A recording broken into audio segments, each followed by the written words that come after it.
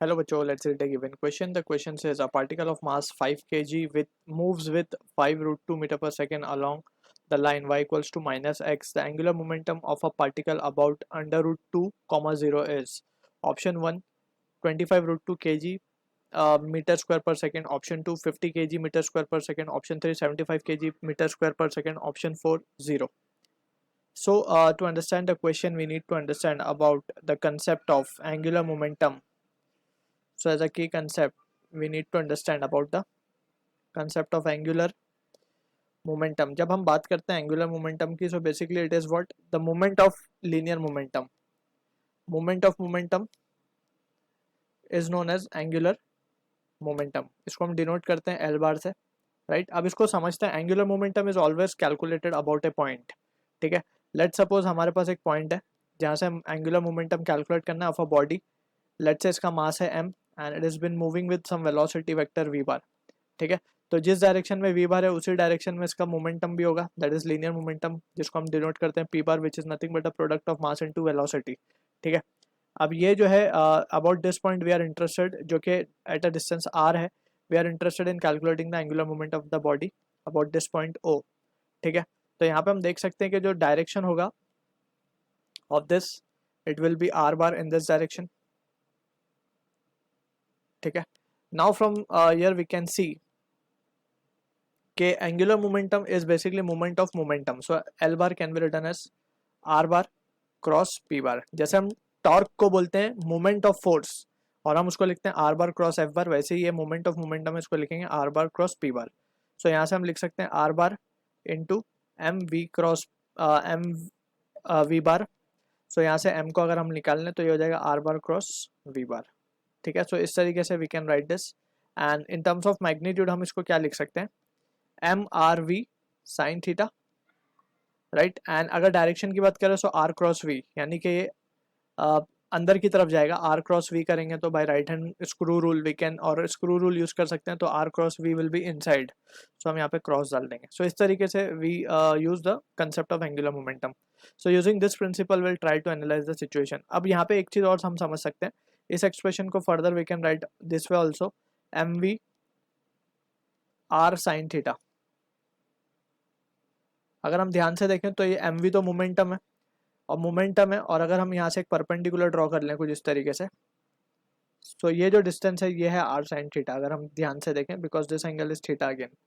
ठीक है, if this angle यहाँ पे थीटा था तो ये भी थीटा होगा, तो ये आर साइन थीटा, यानी परपेंडिकुलर डिस्टेंस होता है basically. Momentum into perpendicular distance अगर हम कर दें, so we will be getting the same answer. ठीक है, तो यही principle we will be using in the question that is been given to us and will try to solve it. So सबसे पहले हम फिगर को ड्रॉ कर लेते हैं. लेट्स सपोज यहाँ पे हम देखते हैं केस को, हमें about point root two comma zero, यानी रूट टू कॉमा जीरो का यहाँ आएगा मान लेते हैं.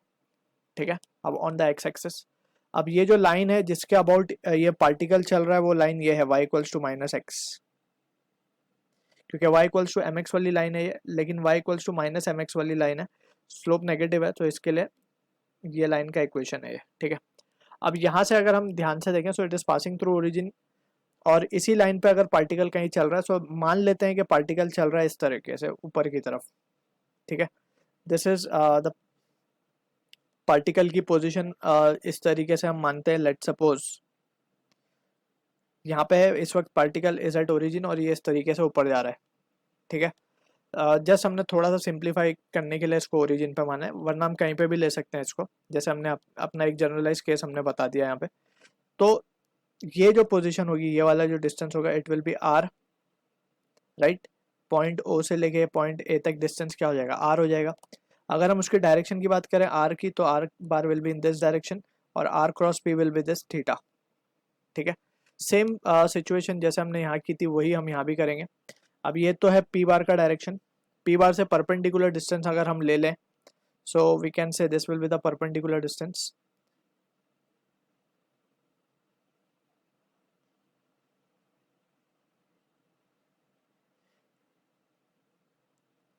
कुछ इस तरीके से, राइट. एंड यहाँ पे देख सकते हैं हम, ये एंगल थीटा है, so this angle will also be theta, और हमें पता है थीटा कितना है 45 होना चाहिए यहाँ पे, बिकॉज ये लाइन जो है ओरिजिन से पास हो रही है, तो ये एंगल बाइसेक्टर होगा बेसिकली, तो थीटा इज 45। सो सिंपली या तो हम साइन 45 डाल के सॉल्व कर लें क्योंकि थीटा हमें मिल चुका है, या फिर हम ये डिस्टेंस निकाल लें। ये distance from the figure we can say, ये आर जो है हमें √2 गिवन है, राइट। हमें सारी वैल्यूज सिंप्लीफाइड गिवन है। आर साइन थीटा हम डायरेक्टली भी निकाल सकते हैं, तभी भी सेम ही आंसर आएगा। So we can go any way round.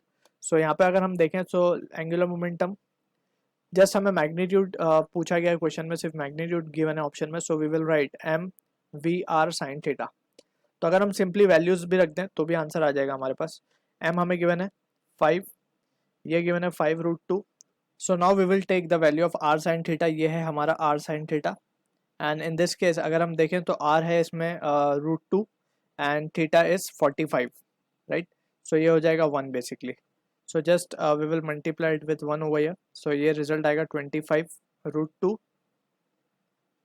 kg metre square per second. So this is the answer to the question जो कि मैच हो रहा है ऑप्शन 1 के साथ। So I hope you understood the solution.